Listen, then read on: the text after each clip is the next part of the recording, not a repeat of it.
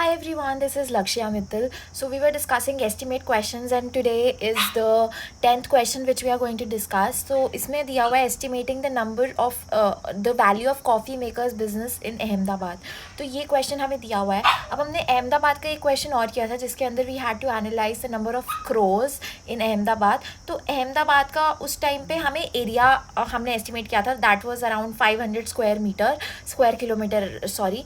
But in this case what we have to do is we have to find out the value of a coffee maker's business. अब ये coffin makers business, तो हमें coffin makers business का एक estimate निकालना है कि वो कितना कमाता है इन अहमदाबाद. तो ये होता है coffin. If someone doesn't know कि कॉफ़िन क्या होता है, तो कॉफ़िन इज़ दिस. और कॉफ़िन यूज़ होता है जब कोई इंसान मर जाता है.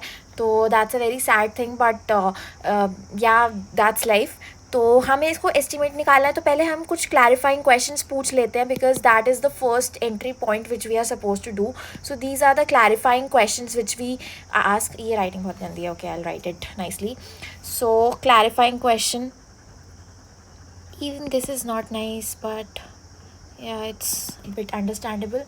तो clarifying question, first clarifying question हमारा क्या होगा. कभी कभी तो ना जो इंटरव्यूअर होता है आपको प्लेस नहीं बताता है, तो वो अहमदाबाद नहीं बताएगा आपको, तो आप कंफ्यूज ही हो जाओगे कि आपको कहाँ का निकालना है. इंडिया का निकालना है, मुंबई का निकालना है, दिल्ली का निकालना है. तो फर्स्ट थिंग इज़ कि जनरली जो क्वेश्चंस पूछते हैं, जो क्लैरिफाइंग क्वेश्चन में आता है, वो आपको प्लेस पूछनी है. And the second thing in this case is that आपको अहमदाबाद की पॉपुलेशन मान लो नहीं पता है, तो अहमदाबाद की पॉपुलेशन आप उनसे पूछ सकते हो कि अहमदाबाद की पॉपुलेशन कितनी है. तो अहमदाबाद की पॉपुलेशन अप्रॉक्सीमेटली 60 लाख के आसपास है. मुंबई की पॉपुलेशन आपको पता है 2 करोड़ है, तो आप एस्टिमेट भी लगा सकते थे कि मुंबई और दिल्ली की पॉपुलेशन 2 करोड़ है. तो Ahmedabad is a much smaller city as compare to Mumbai, तो उसकी पॉपुलेशन थोड़ी सी कम होगी. तो हम अप्रॉक्सीमेटली 60-70 लाख के आसपास उसका अज्यूम कर सकते हैं. प्लस हमें इंटरव्यूअर से ये पूछना है कि जो कॉफ़िन मेकर है वो उसका मार्केट शेयर कितना है. तो उसका मार्केट शेयर कितना है वो पूछ लेंगे हम. तो मार्केट शेयर जो कॉफ़िन मेकर बिजनेस का है, वो मार्केट शेयर वो बोल देगा कि इट्स लाइक चार ब्रांड्स हैं मार्केट में जो कॉफ़िन बनाते हैं. तो जो 4 प्रिविलेंट ब्रांड्स हैं, तो 4 प्रिविलेंट ब्रांड्स आर देयर. तो ये आपको पता लग गया क्योंकि ये अचानक से क्वेश्चन आपके पास आ गया है. तो you just don't know how to estimate, how to like come to the answer. आपको कुछ चीज़ें पूछनी ही पड़ेंगी एट द एंड उनसे. And the fourth thing is कि हमें वैल्यू निकालनी है. तो बेसिकली हमारे क्या होता है कि आपकी एक रिवेन्यू है, रिवेन्यू में आपकी कॉस्ट भी होती है और आपका प्रॉफिट भी होता है. तो आपको क्या वैल्यू निकालनी है, आपको पूरी रिवेन्यू ही पूरी पूछी है या कॉस्ट पूछी, कॉस्ट तो ऑब्वियसली नहीं पूछी, या आपको प्रॉफिट पूछा है. तो वो सब चीज़ें आपको इंटरव्यूअर से क्लैरिफाई करनी है. Now moving on to how to begin with the question. तो आप एक काम करते हैं, अहमदाबाद का पॉपुलेशन निकाल लिया मैंने, तो अहमदाबाद में यहाँ पे लिख लेती हूँ. अहमदाबाद का जो पॉपुलेशन है, अहमदाबाद का पॉपुलेशन मैंने आपको बताया दैट इज़ 60 लाख. ठीक है, ये 60 लाख अहमदाबाद का पॉपुलेशन है. एंड अहमदाबाद की उस पॉपुलेशन में से कितने लोग कॉफ़िन्स यूज़ करते हैं. तो कितने लोग कॉफ़िन्स यूज़ करते हैं, ये जो चीज़ है ना, ये बहुत ज़्यादा इंपॉर्टेंट है. बिकॉज लोगों को लगता है कि जो भी मरता है ना वो कॉफ़िन यूज़ करता है. मतलब obviously that is not true, but जब आप इंटरव्यू के प्रेशर में होते हो तो आप एकदम कंफ्यूज हो जाते हो कि क्या है कि कॉफ़िन मतलब कौन यूज़ करता है. कुछ लोगों को हम जलाते हैं, लाइक हिंदू माइथोलॉजी के अकॉर्डिंग क्रीमेशन जो होता है वो ऐसे जला के होता है. कुछ लोग दफन करते हैं, कुछ लोग कॉफ़िन में भेजते हैं. मतलब कुछ अलग अलग तरीके होते हैं आफ्टर यू डाई. तो अब क्या है कि इंटरव्यू के प्रेशर में आपको लगेगा कि जो भी मर रहा है वो कॉफ़िन यूज़ कर रहा है, ऐसा आप सोच सकते हो. अभी तो मैंने आपको बता दिया कि सारे लोग कॉफ़िन यूज़ नहीं करते, लेकिन इंटरव्यू में आप कंफ्यूज हो जाते हो और आप अज्यूम कर लेते हो कि सारे लोग ही कॉफ़िन यूज़ कर रहे हैं. तो वो एक बहुत गंदा अजम्पशन है. तो कॉफ़िन जनरली जो क्रिश्चियंस होते हैं वो यूज़ करते हैं. तो क्रिश्चियंस आर यूजिंग कॉफ़िन. तो क्रिश्चियंस अहमदाबाद में अप्रॉक्सीमेटली 1% या 2% के आसपास होंगे, बिकॉज इतना ज़्यादा पॉपुलेशन नहीं है वहाँ पे. तो ये जो है, ये आप इंटरव्यूअर से भी पूछ सकते हो कि मैं अज्यूम करें क्रिश्चियन 1%, तो is my assumption correct or like I need to make some changes in those assumption. तो 1% है, तो 60 लाख का 1% हम निकालेंगे. तो 60 लाख का 1% हमारा अप्रॉक्सीमेटली आया 60,000 पीपल आ गए हमारे. ठीक है, तो 60,000 पीपल हमारे आ गए जो कि क्रिश्चियंस हैं. ठीक है, अब हमें क्या करना है, ये जो क्रिश्चियंस की पॉपुलेशन है इसमें हमें देखना है कि कितने लोग मरते हैं पर ईयर. तो लाइफ एक्सपेक्टेंसी का रोल आ जाता है यहाँ पे. तो लाइफ एक्सपेक्टेंसी जो है, लाइफ एक्सपेक्टेंसी इज़ 70 ईयर्स. मतलब एक इंसान 70 ईयर्स जीता है. तो हम हमारी probability in 1 year मतलब probability of a person dying at a particular year is 1/70, ठीक है। 70 years एक बंदा जी रहा है, तो एक ईयर में 1/70 बंदे जिएंगे, मतलब नॉट 1/70 बंदे, इट्स बेसिकली द प्रोबेबिलिटी कि लाइफ एक्सपेक्टेंसी 70 ईयर्स है, तो एट अ पर्टिकुलर ईयर उस बंदे के मरने के कितने चांसेस होंगे, उस बंदा मतलब 1/70 होंगे। अब वो 1/70 एक प्रोबेबिलिटी हो गई। अब at a particular instant 60,000 people हैं, तो उसको 60,000 पीपल से मल्टीप्लाई कर देंगे, तो 1/70 इंटू 60,000 करेंगे, तो हमारा जो आंसर आएगा वो आएगा 6,000/7। तो अप्रॉक्सीमेटली जो इतने लोग हैं वो एट अ पर्टिकुलर टाइम मर रहे हैं, मतलब इन people dying in 1 year, people dying in 1 year, ठीक है। तो ये चीज़ आ गई। अब हमारा इतने कॉफिन्स रिक्वायर्ड हैं टोटल, लेकिन उसका मार्केट शेयर कितना है? मार्केट शेयर इज़, कितने लोग हैं मार्केट में हमने अज्यूम किया था कि 4 कंपनीज़ हैं, ठीक है, 4 कंपनीज़। तो जो मार्केट शेयर होगा, मार्केट शेयर विल बी 1/4। हम अज्यूम कर रहे हैं कि सारी कंपनीज इक्वली अच्छी हैं।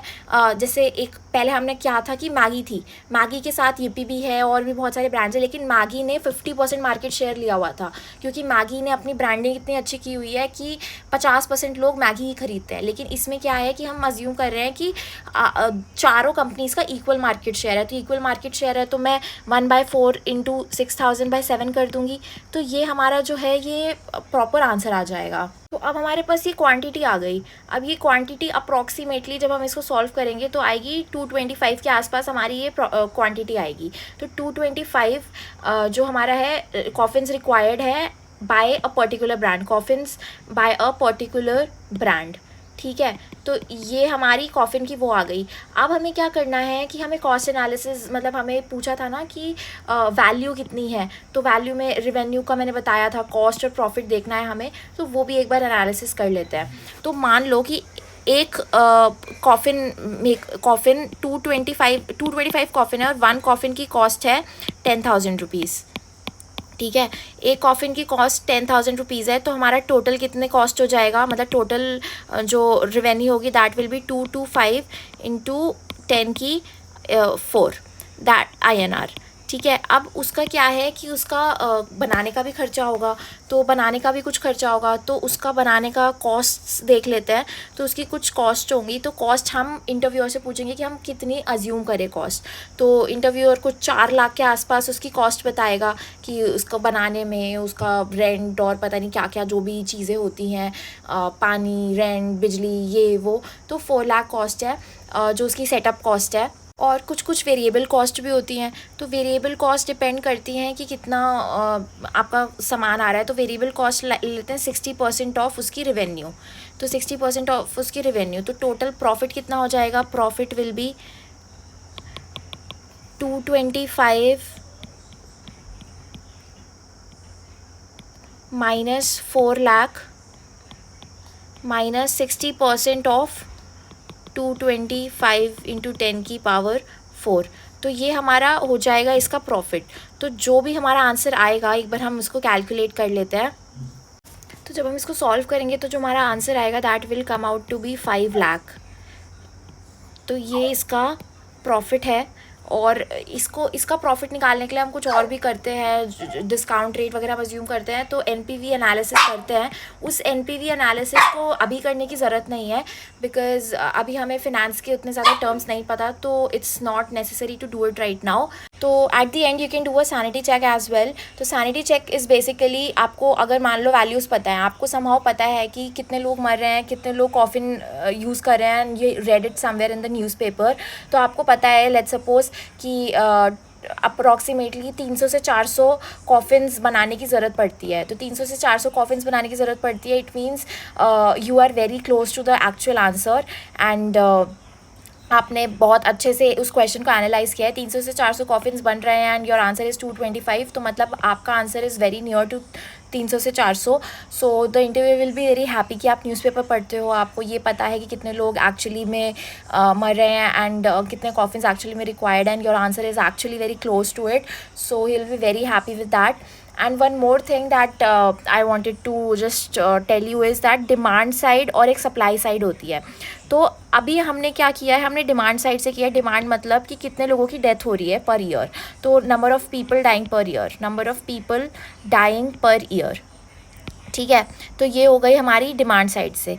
सप्लाई साइड से भी हम कर सकते थे, but in this case supply side से करना won't be that efficient, because supply side से करने के लिए हमें पता होना चाहिए कि जो एक पर्टिकुलर कॉफ़िन मेकर्स कॉफ़िन है, कॉफ़िन बनाने वाला बंदा है, उसके पास कितने इक्विपमेंट्स हैं और वो कितना सामान यूज़ कर रहा है, कितने लोगों के लिए वो बना रहा है, लाइक कितना उसका इनकम है, उसके पास्ट एक्सपीरियंसेस कि कितने लोग एक्चुअली में कितने लोगों की डेथ हुई है, प्लस वो कहाँ कहाँ लोकेटेड है, कहाँ कहाँ वो अपने जो बिज़नेस को है वो एक्सपैंड कर रहा है। फॉर एग्जांपल एक कॉफ़िन मेकर है, वो बैंगलोर में है, ठीक है, वो बैंगलोर में कॉफ़िन बना रहा है और वो अहमदाबाद में भेज रहा है, तो वो सब चीज़ें हमें कंसिडर करनी पड़ेंगी। वो मुंबई में भी भेज सकता है, तो कितना परसेंटेज वो मुंबई में भेज रहा है, कितना परसेंटेज अहमदाबाद में भेज रहा है, एंड कितने कॉफ़िन मेकर्स हैं ओवरऑल इन इंडिया, अगर they are transferring their coffins from one place to another, तो वो सब हमें देखना पड़ेगा। तो that is not an efficient method according to me, तो that's why I chose this demand वाला method, and I hope you understood it. और अगर इंटरव्यूअर को भी आप बताओगे कि we can work from demand and supply both, but supply in this case is not an efficient method, so I'll be very happy to know that. So I think that's it for this video. Till then, keep learning, and I'll bring some other guesstimates as well in my next video, so stay tuned. Bye bye.